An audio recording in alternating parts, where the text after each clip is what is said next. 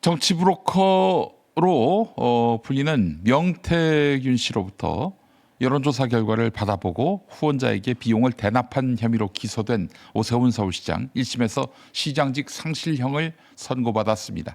자, 이 명태균 씨와 한때 함께 일했던 강혜경 씨의 변호인인 정구승 변호사 연결해서 이번 판결 결과를 한번 분석해 보도록 하겠습니다. 정구승 변호사님 나와 계시죠?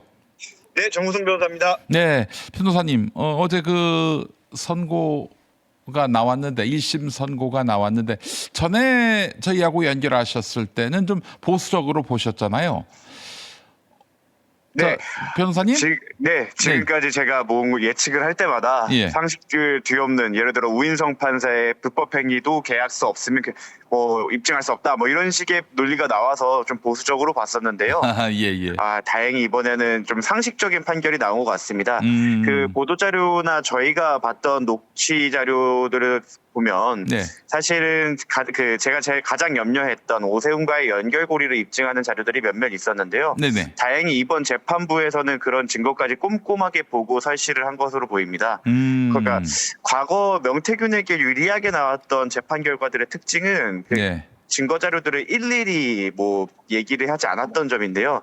이게 너무 과다하게 양이 많거나 아니면 일부러 눈을 돌렸거나 이렇게 의심이 되는 상황이었는데 네. 이번 재판 같은 경우에는 그 사실과 배치되거나 사실과 부합되는 증거들을 일일이 나열함으로써 어떻게 오세훈과 명태균이 연결됐는지를 설명해 준 것이 특징이라 할 것입니다. 네, 이렇게 꼼꼼하게 봤다면은 2심 가서도 결과가 뒤집히거나 그러진 않겠죠? 네, 특히나 그 김한정 회장과 그 강혜경 씨나 명태균 씨가 알기 전에 이미 입금이 됐던 사정 등이나 네. 여론조사를 의뢰하고 나서 결과가 잘 나오지 않자 항의를 하고 계속 될 때까지 하거나 아니면 여론조사 결과를 언론의 홈페이지에 공개하지 않고 나중에 은근슬쩍 공개하는 등의 사정을 봤을 때는 이게 오세훈과의 연결고리를 빼고는 도저히 설명할 수 없다라는 구체적인 판시가 있기 때문에 유무죄가 오히려 무죄인 부분 중에서 의심은 되지만 입증이 안 되었다라고 하는 그 혐의들이 몇 개 있었거든요. 그쪽에서 뒤집어지면 모를까 이미 유죄로 나온 부분이 뒤집어질 가능성은 많이 높지 않아 보입니다.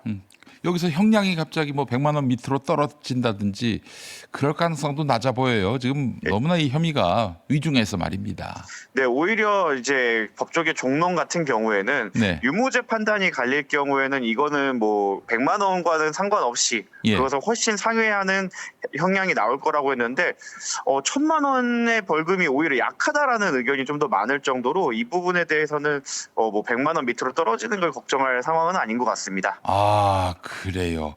예. 그러면은 서울시장 재선거가 거의 확실해 보이는데 3심까지 이 결과가 이대로 이어간다면 그 얘기는 잠시 후에 하도록 하고. 근데 궁금한 게 하나 있는데요. 예. 아니 여론조사는 뭐 있는 그대로 객관적으로 그 조사해서 발표하면 그만인데 왜 결과가 자기 마음에 안 든다고 화를 내고 또 그런 오세훈의 입장을 반영해서 그 결과가 나오게 만들어야 하고 이 자체가 좀 이해가 안 돼요. 그리고 왜 그냥 일반적인 여론조사에서 많이 있는데 왜 거기다 맡기지 않고 명태균 씨한테 그렇게 맡기려고 했는지 또 명태균 씨한테 가서 오세훈이 굉장히 저자세를 보였다는 거 아니겠습니까? 명 씨 얘기에 따르면은. 거기에 그 판결문에 좀 주목할 만한 대목이 있는데요. 네. 잦은 낙선으로 인해 위축된 오세훈이 네. 뭐 이런 식으로 해서 그 동기를 설명하는 부분이 있습니다. 그 부분이 가장 정확하다고 할 것이고 여론조사 자체는 아무나 돌릴 수 있지만 네. 의뢰를 한다고 하면 그것을 어떻게 활용하는지가 가장 중요했던 것 같습니다. 네. 그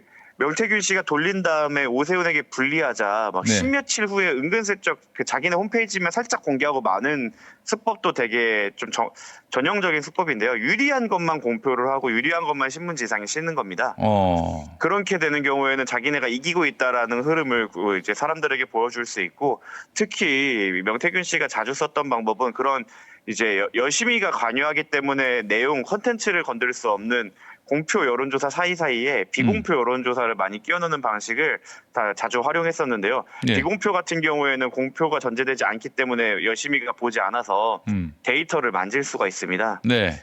특히 이거 아예 뭐 없는 가라 데이터를 넣는 경우도 있었지만 이제 비중을 조정하는 방식이나 뭐 가중치를 조정하는 방식 이런 식으로 해서 특히 나경원 씨 같은 경우에는 여성분들한테 그렇게 인기가 없었더라고요. 그래서 그런 뭐 여성 데이터를 조금 더 많이 그냥 가공을 해서 넣는다던가 이런 식의 방식으로 오세훈이 점차 이기는 흐름을 만들어서 바람을 탔다. 아니면은 대세는 이쪽이다라는 식의 이제 그 서사를 만들려고 했던 것으로 보입니다. 아니 근데 비공표 여론조사는 공표할 수 없게 돼 있는데 그게 어떻게 여론시장에 그 영향을 미치죠? 다 아시면서 이제 댓글로 카톡으로 돌림으로써 지지자들 사이에서 돌려서 아 이렇게 흐름이 바뀌었구나라는 인식을 심어주게 되면 그러한 어떻게 보면 가공된 인식이 다시 이제 공표 여론조사에 반응을 하는 방식으로 이제 손안이 도는데요. 지금 비공표 여론조사 같은 경우에는 이번 혐의에서 좀 무죄로 나온 것들이 있습니다. 다른 네. 재판에서도 비슷하게 나왔는데 이러한 메커니즘 즉 댓글로 돌려왔고 오히려 이것이 여론을 선도하는 이런 흐름에 대해서 재판부가 가시적으로 확인할 수 없기 때문에 인정하지 않는 추세이기 때문인 걸로 보이는데요.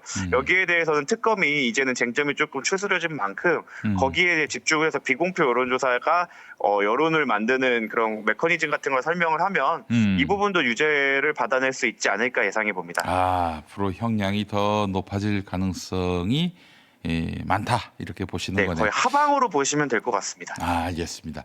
아니 근데 이해가 안 되는 부분이 뭐냐면은 그 명태균 씨가 강혜경 씨한테 아예 조사도 안 해놓고 이런 결과가 나오게 만들라 이렇게 지시한 내용이 있지 않습니까? 네, 아까 말씀드렸던 비공표 같은 경우에는 특히나 그런 경우가 많았는데요. 네. 뭐 거기서부터는 과거 데이터나 이런 거를 짬뽕하거나 인위적으로 올리거나 이런 방식으로 충분히 만질 수 있기 때문에 그런 식으로 진행됐고 제가 실제로 데이터 만지는 거를 이제 같이 로 데이터로 봤었는데 네. 그냥 넣더라고요. 아니 이렇게 날조된 여론조사가 횡행하는 정치 무대라면은 이게 과연 국민의힘만의 관행일까 하는 생각도 들고 말이죠. 여론조사를 믿기가 많이 어려워졌어요. 사실은. 물론 공표 여론조사 같은 경우는 열심히 해서 로데이터까지 다 뜯어보기 때문에 공표 여론조사에는 그렇게 만지기는 어렵습니다. 그 조작이 가해졌던 건 대부분 비공표 여론조사이고요. 네. 그러니까 공표 여론조사 같은 경우에는 이렇게 질문 순서나 질문의 뉘앙스 이런 것들을 많이 만져갖고 오히려 결과에 영향을 주는 거지 데이터 자체를 만지기는 어렵습니다. 그래서 그 이제 시청자분들께서도 주의하실 점은 이제 밖으로 도는 그런 퍼센트 같은 경우에는 밖으로 돌리는 측의 이제 의도가 짙게 묻어 있다라고 생각하시고 한번 거르고 보시는 게 맞고 네. 참고를 하실 만한 여론조사는 역시나 이제 공표된 여론조사 위주로 봐야 된다고 생각합니다. 근데 그것도 믿을 수 있는지 모르겠습니다. 자, 변호사님. 예. 이 결과가 2심, 3심까지 그대로 갈 것이다. 그러니까 뭐 오세훈의 당선 무효에 해당하는 형이 어제 판결을 통해서 거의 하나의 어떤 그런 이 베이직이 됐다라고 이제 보시는 거네요. 예, 맞습니다. 네네. 자, 그렇다면은 그 이제 만약에 당선 무효가 된다면은 이번 6.3 지방선거가 무효가 되는 게 아니잖아요. 네, 근데 과거 지방선거에서 무효를 받더라도 피선거권이 10년 박탈되기 때문에 이번에는 자격 없는 사람이 출마한 것이 되어서 네. 재선거를 해야 될 것 같고요. 지금 법상에 따르면 4월 7일로 예상돼 있습니다. 633 원칙이 지켜진다는 전제로 네. 4월 7일에 아마 재선거가 예정된 걸로 보입니다. 내년도 4월 7일. 예. 네. 알겠습니다. 그러면은 그 당선 무효가 되면은 당선됐을 때 썼던 돈을 보전금을 돌려받잖아요. 그것도 역시 오세훈 씨가 토해내야 할 것 같은데 얼마를 토해내야 합니까? 당선 무효형이 나오면. 제가 기사로 확인한 바로는 한 26억 정도를 이제 토해내야 되는데 이걸 개인이 아마 부담해야 될 겁니다. 그래서 당이 아마 오세훈 내는 씨는, 게 아니라. 예. 그렇죠. 오세훈 씨는 아마 왜냐하면 당 입장에서는 그런 걸 사실을 모르고 진행될 수도 있는 부분이고 당시 그리고 이게 제가 기억하기로 내부 경선 때 아마 그게 들어간 거기 때문에 이건 오세훈 개인이 본인이 직접 부담해야 되는 부분으로 알고 있습니다.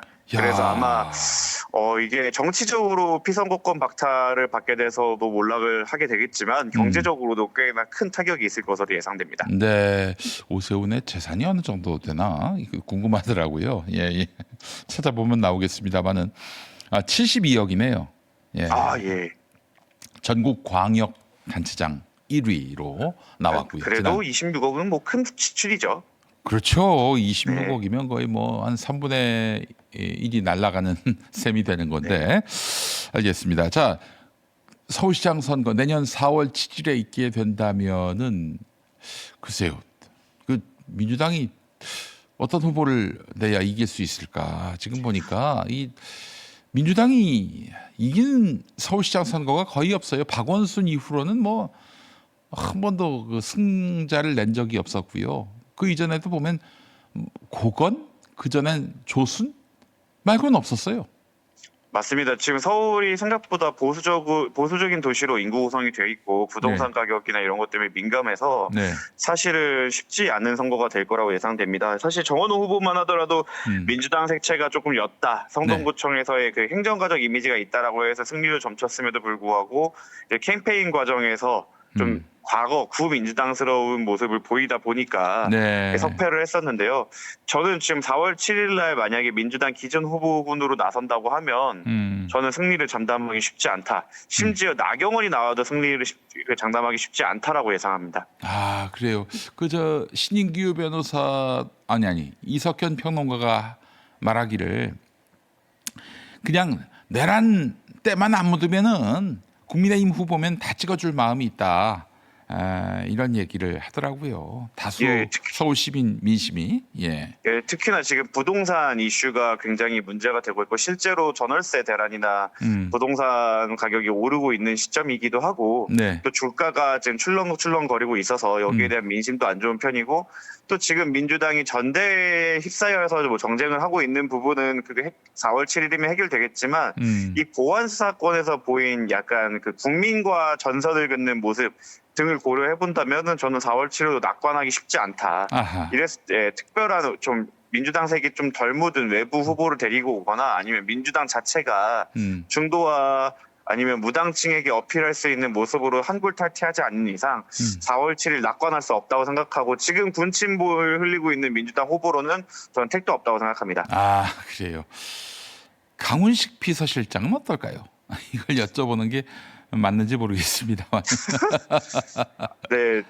뭐 하나의 카드로 예상될 수는 있겠지만 지금 비서실장으로서 사실 엄청난 역할을 하고 있고 더 이상 저는 청와대에서 핵심 인재들을 빼갖고 당으로 갖다 쓰는 게 과연 적절한가 라는 거에 대해서 왜냐하면 전 국가적인 프로젝트를 많이 해야 되는 역할을 갖고 있고 그리고 저는 차기로도 굉장히 중요한 역할을 해야 될 인재이기 때문에 이 부분에 대해서는 약간 없으니까 무조건 차출 이렇게 돼서 하정우 사례처럼 될까봐 좀 걱정이 되는 부분이 있는데 이 부분은 일단 전대가 끝나면 민주당이 황골탈퇴하는 경우일 수도 있기 때문에 이 부분은 조금 더 고려를 해봐야 되지 않을까 싶습니다. 예, 민주당이 잘해야 한다. 이 점에는 뭐 누구도 다른 의견이 없을 거라고 생각을 합니다. 근데 이제 보안수사권 폐지해가지고 발생할 수 있는 여러 많은 부작용들 민주당이 너무 쉽게 간과하고 있는 것 같다는 느낌이 듭니다. 한양대 로스쿨의 박찬훈 교수께서 그 검찰개혁 토론회 다녀와서 더욱 답답해졌다. 올 가을부터 민심이 집단적으로 이반하는 것은 아닌지 염려된다 이런 말씀을 하시거든요. 보안수사권 폐지 때문에. 이게 사실 제가 보안수사권으로 인한 폐해를 한 건이라도 들어달라고 했을 때 여기에 대해서 제대로 된 사례를 드는 사람이 한 명도 없었습니다. 대부분의 사람들이 그 수사 개시권이나 별건 수사 등의 아니면 기소독촉권의 문제와 혼용한 채로 과거 사례를 들고 오는데요. 이게 비단 SNS에서 얘기하고 있는 일반인들만 그렇게 인식이나 이해도가 낮은 게 아니라 지난번 토론회에 참여했던 의원들도 다수 그렇게 생각하고 있는 것으로 보입니다. 그러니까 기본적으로 지금까지 꽤 오랫동안 논란이 있었음에도 불구하고 오히려 정치 고관여층의 인식보다 국회의원들의 인식이 더 낮은 게 아닌가라는 의심이 들 정도인데요. 그런 상황에서 지난번 토론회에서도 토론회 구성 자체가 진짜 토론이라기보다는 아직도 기본 개념이나 그런 상황을 설명하는 정도 발제에 그쳤기 때문에 이게 정말로 모든 걸 이해하고 대안과 대책을 세우고 나서 진행된다고 볼 수 없습니다.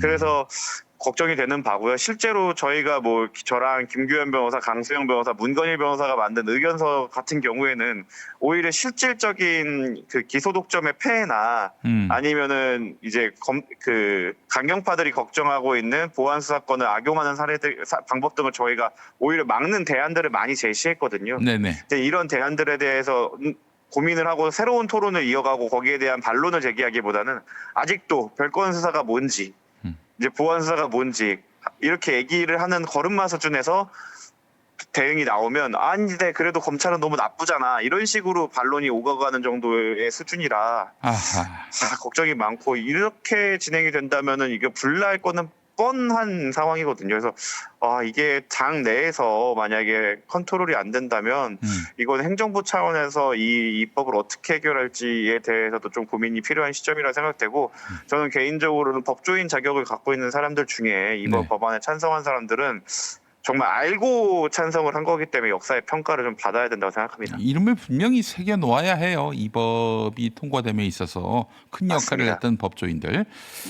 자, 근데 오늘 또 노컷뉴스 보도 보니까 경찰의 유착 비리나 증거인멸 사건 같은 경우 중수청이 보안 수사하도록 하는 방안을 민주당이 추진한다 이런 보도가 나왔습니다. 이게 참 정말 바로 거의 해경이 있으니까 문제가 있으니까 해경이 해체한다 수준인데요.